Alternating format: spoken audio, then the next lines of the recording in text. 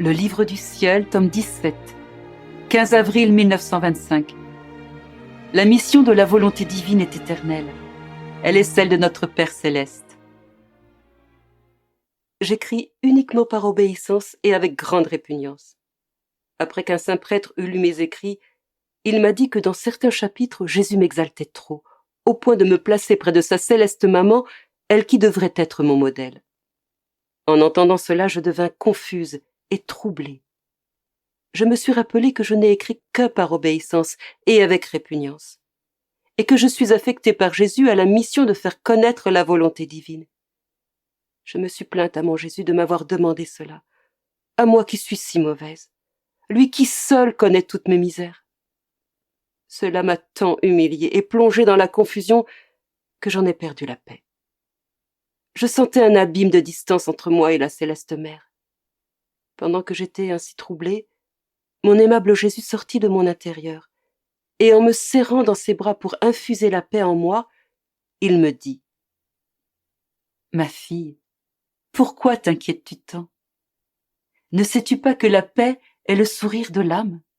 Le ciel azuré et serein dans lequel le soleil divin fait briller sa lumière de manière à ne laisser monter aucun nuage. La paix est la rosée bénéfique qui vivifie tout, par l'âme de bijoux ravissants et attire sur elle un baiser continuel de ma volonté. Qu'est-ce donc que cette affaire contraire à la vérité ? Qu'est-ce que cette trop grande exaltation de toi ? Tout cela simplement parce que je t'ai dit que je te plaçais près de ma divine mère. Pourtant, en tant que ma mère vierge et reine, elle est la dépositaire de tous les biens de ma rédemption. Je l'ai placée à la tête des rachetés en lui donnant une mission unique et spéciale qui ne sera donnée à personne d'autre. Les apôtres eux-mêmes, ainsi que l'Église tout entière, dépendent d'elle et lui sont tributaires. Il n'y a aucun bien qu'elle ne possède. Tous les biens viennent d'elle. D'ailleurs, puisqu'elle est ma mère, je devais confier à son cœur maternel toutes les choses et toutes les personnes. Tout englober et pouvoir tout donner à tous est son apanage.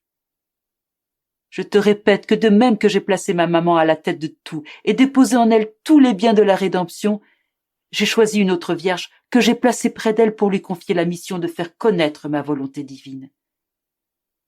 Si la rédemption est grande, ma volonté l'est plus encore. La rédemption a eu un commencement dans le temps, bien que non pas dans l'éternité. Pour ce qui est de ma volonté divine, bien qu'elle soit éternelle, il devait y avoir un début dans le temps en ce qui concerne la mission de la faire connaître.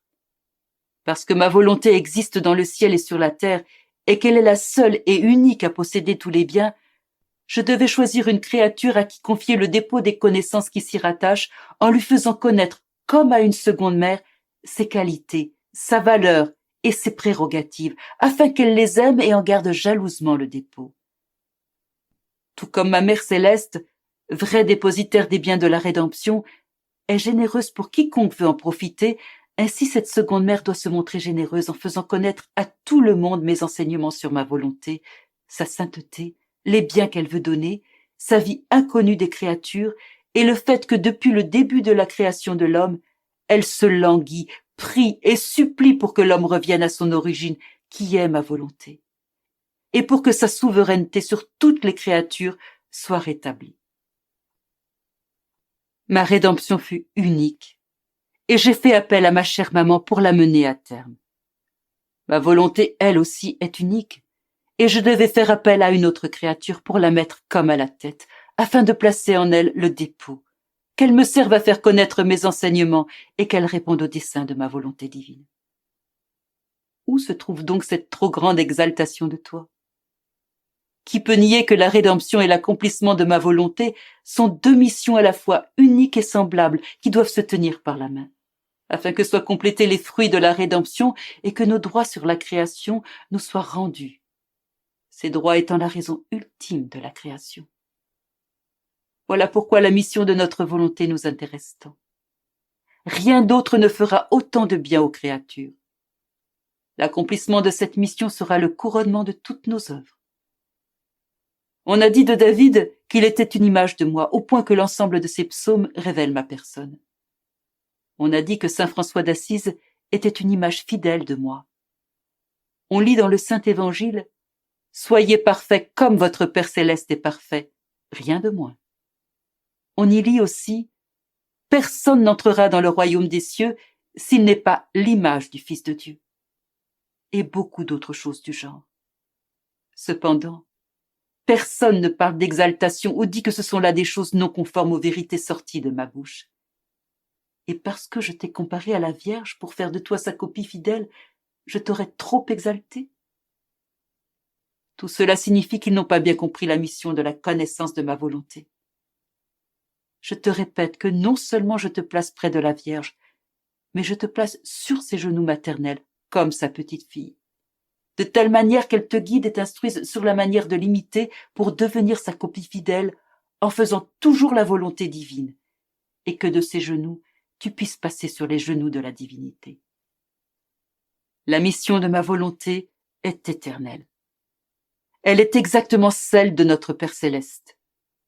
Il veut, commande et n'espère qu'une chose, que sa volonté soit connue et aimée, et qu'elle soit faite sur la terre comme au ciel. Faisant tienne cette mission éternelle et imitant le Père céleste, tu ne dois vouloir qu'une chose pour toi-même et toutes les créatures, que ma volonté soit connue, aimée et accomplie.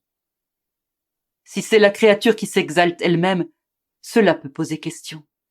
Mais si elle reste à sa place et c'est moi qui l'exalte, la faisant arriver là où je veux et par le chemin que je veux, cela est dans l'ordre. Tout m'est permis. Donc, aie confiance en moi et ne sois pas inquiète.